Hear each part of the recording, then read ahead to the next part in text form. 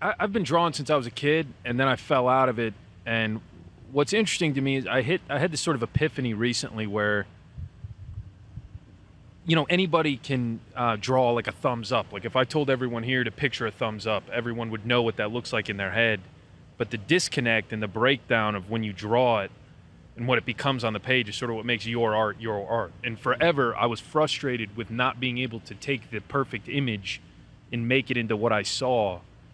But then I hit this moment where I was like, man, it might as well be a photograph then, because everyone knows what that looks like. It's the disconnect that makes it unique.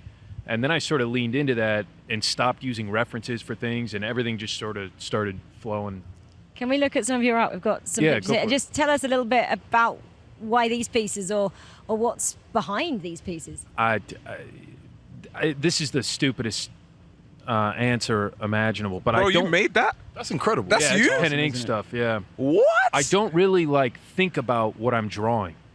It's weird. Where's the inspiration from then? I have words in my head that elicit a feeling, I think, and whether it's a poem or a phrase or something, and then the image I get that's attached to that phrase is what I draw.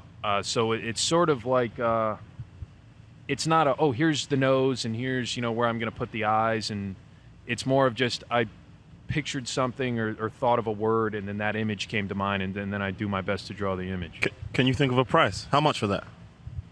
I have no idea, dude. I was giving my art away. I was giving my art away for a long time, and then my art manager got mad at me because he was like, that devalues your art. But I was giving it to people because it's done. I'm done with it in my head. To give it to someone, it's like this. You could pay $100,000 for that, let's say, a ton of money. You could pay $100,000 and stick it in a room and never see it. Or I could give it to somebody that it's their whole life and it's the centerpiece of their living room, and you have to argue then what's the most important piece of art. Now, artists have to make money, yeah, but what's the determining factor of value?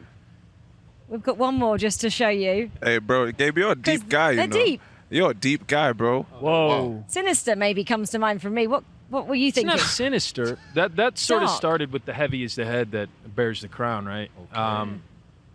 And it's sort of this sort of Damocles situation where you wish to be in a position of power to benefit off the power.